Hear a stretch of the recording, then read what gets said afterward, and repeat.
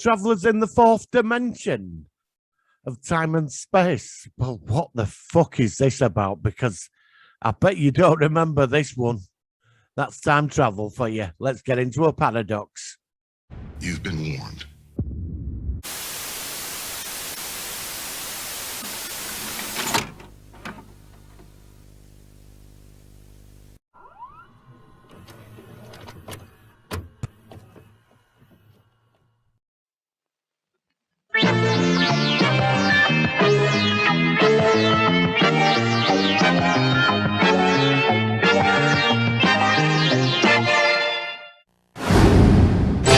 And now, our feature presentation.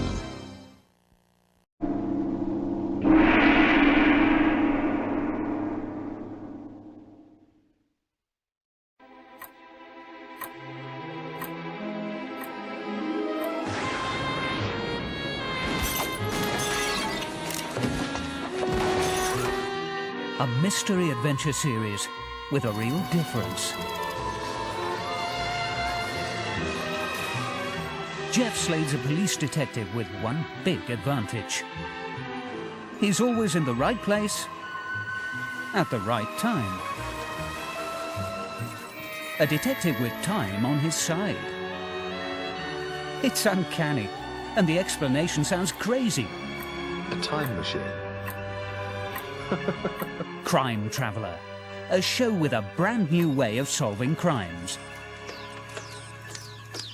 Holly's time machine's cobbled together, but it actually works. Slade and his scientist friend Holly can't fly into the future, but they can travel back to the past.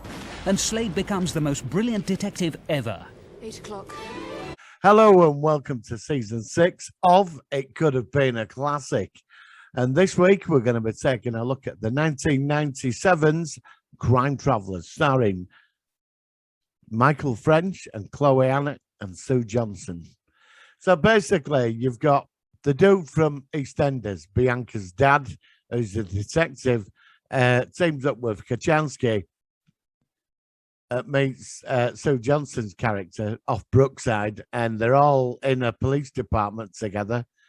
And two of them travel through time every week. So this is going to be interesting. Crime Travellers is a 1997 science fiction detective television series produced by Carnival Films for the BBC, based on the premise of using time travel for the purpose of solving crimes.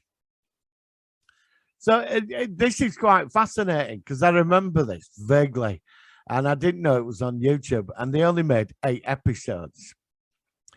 And basically, it's time traveling in your front room. Holly's time machine's cobbled together, but it actually works. Slade and his scientist friend Holly can't fly into the future, but they can travel back to the past. And Slade becomes the most brilliant detective ever. So this is quite interesting because I forgot all about this. Like, I had vague memories of it. It was on Saturday night on the BBC. And I thought it flopped. And I've been quite surprised about why it got cancelled and stuff.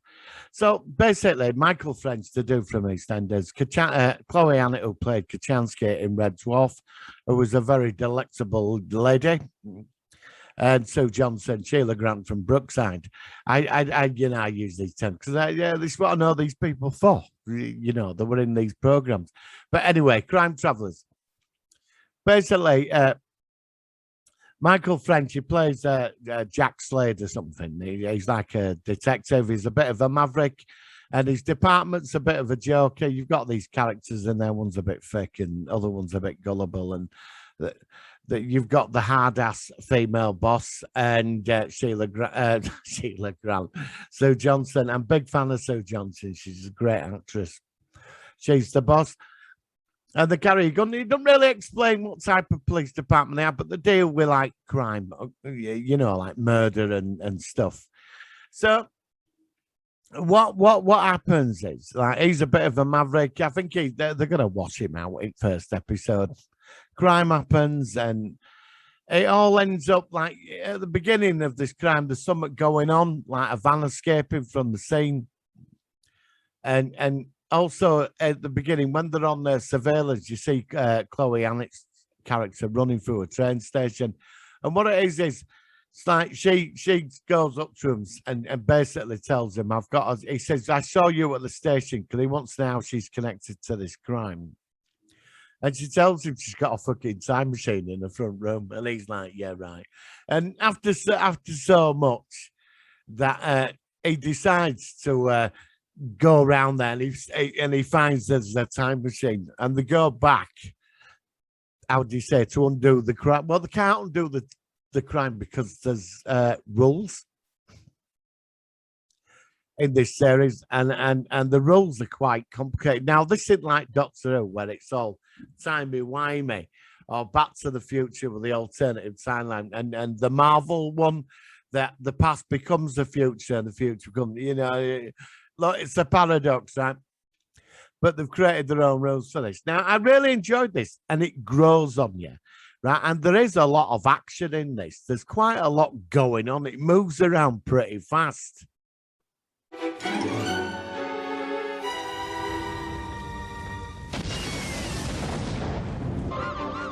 Sometimes you can plan ahead, but sometimes time itself plays dirty tricks. Drop the gun, Crowley!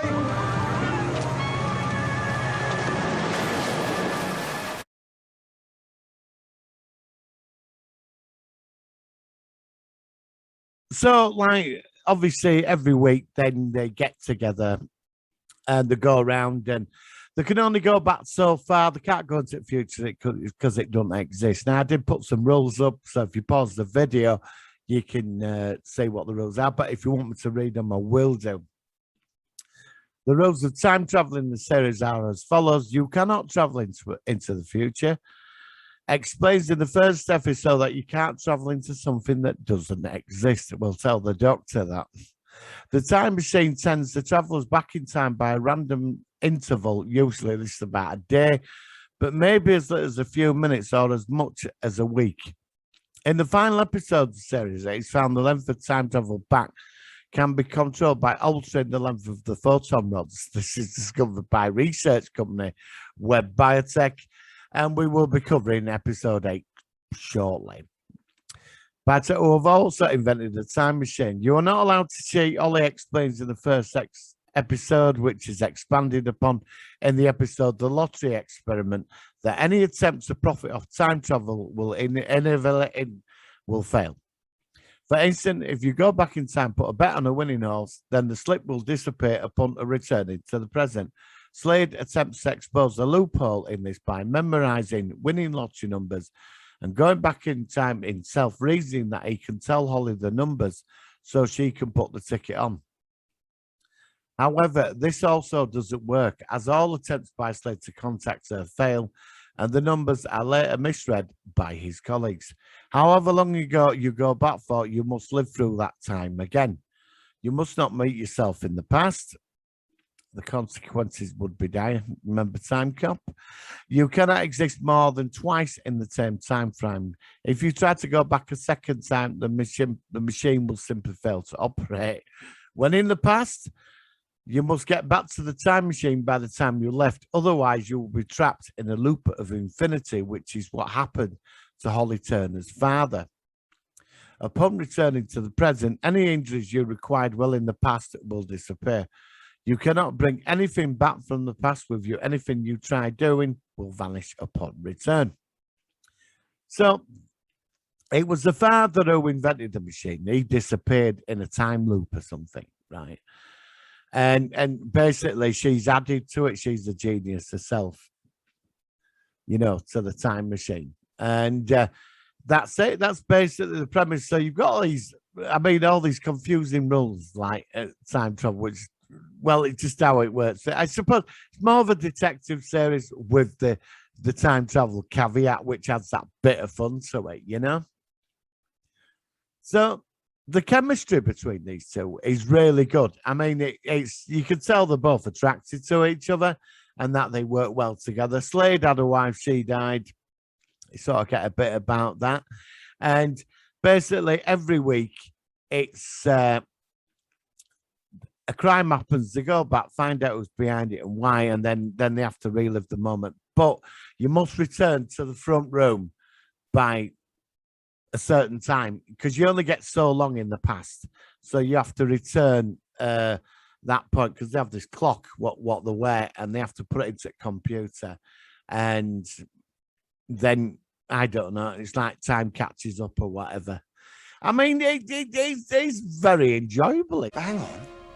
That means you changed the past. No. I was the past. Quite different. Time has rules. You break them at your peril.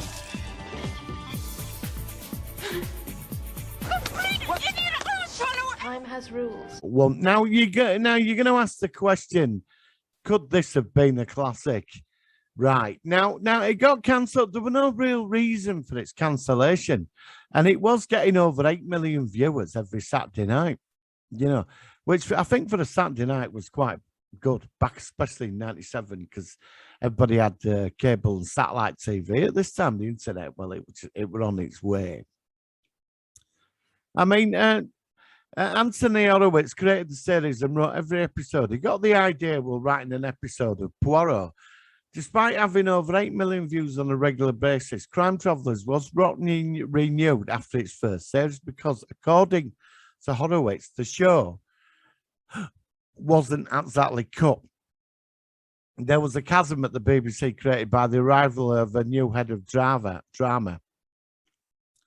And our run ended at the time. There was no one around to commission a new series, so it just didn't happen. Again, this is why I get annoyed at the BBC. This is just nice viewing for Saturday night about 7 o'clock, 8 o'clock. Bit of science fiction added in with a detective series.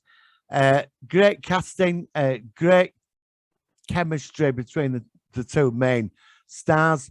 The stories of the villains and the murders were sort of interesting. You know, it didn't take itself too seriously. I mean, there is 1 or 2 episodes. The writing is all over the place. But this series is getting its legs now by episode 8, right? The Broken Crystal, where they meet an evil crime traveller. Well, he's like, this guy's going back in time to give himself alibis while he murders people. And then he goes back to give himself alibis, like where he's killed some man, because you can't change all this, that change stuff. But when he's killed his 2 victims, the 2 scientists build a time machine who were friends of Holly's dad, she's got the time machine in her front room. And he she used to go out with him, but he's been going around murder because I think he wants to sell it or do something with time machine. It's more advanced than hers because hers is it's like a hodgepodge of stuff she's added to the original. And he's using it for his own nasty benefit. And Slade figures it out that he's time traveling as well. And the end is quite down because when he escapes, he runs to time machine as it's blowing up this more advanced one. And he ends up in a time loop, and then you hear him scream. You see him repeating the same movements, and then something happens. Just hear this scream. But, I think with this, there is potential you could have brought him back. Now this first series were getting its legs. Now, again, the question, could this have been a classic? I think you could have got 4 seasons out of this. And I think by second, you remember Bugs? I were in and out with Bugs, in the 90s, about technology and all that. It was all right with Bugs. I used to watch it on and off. I wasn't that bothered about it. But by one of its 3rd or whatever, see how many seasons they made of it, I'll have to check. But it did get its legs after the 1st season. It really did. And the characterization of the character, how they come together. Now, with this, there's a lot of potential. Because you could bring in, they could have an antagonist, like with him in episode 8. Her father could turn up. and then you find out that there's more you can do with this technology. You know, you can go further and truly manipulate the timelines. They've just opened the door to it, and the potential of they could even make somebody from the future. I know they say the future doesn't exist, but they find some way around it. You know, could it something to do with you create a wormhole in your environment so you travel? Well, it's like basically it's like fourth dimension, isn't it? You know, so yeah. In a way, I suppose like the film Time Machine, he doesn't move, but time moves around him. I think, but then again, I like the point where they have to relive the entire day again, which is sort of interesting. But this is what's so good about this series. Now, I was going to go at this with a negative attitude. I really was, because I remember it got cancelled, and it did get some bad press actually, but I liked it. And watching this last night and final episode today, I really enjoyed it. And the first thing I wanted was more, because you could open up an entire universe for this series. You know. So I'm going to say it, Crime Traveller, you've been an unusual one, because you are in part all over the place, but all the right ingredients are there. The magic was just forming just towards the end. So I'm going to put it through, because in a what if scenario, Crime Travellers, I reckon you could have lasted 4 seasons and had a bit of a fan base. You know, what's ironic about it is that when you're watching it, you can imagine the Doctor turning up. You know, like Matt Smith or David Tennant turning up or something. You could just picture it, you know. So again, the BBC went and stuffed themselves right up the backside with this. They really did. Should have got a second season. Crime Travellers, you're through. You are a classic.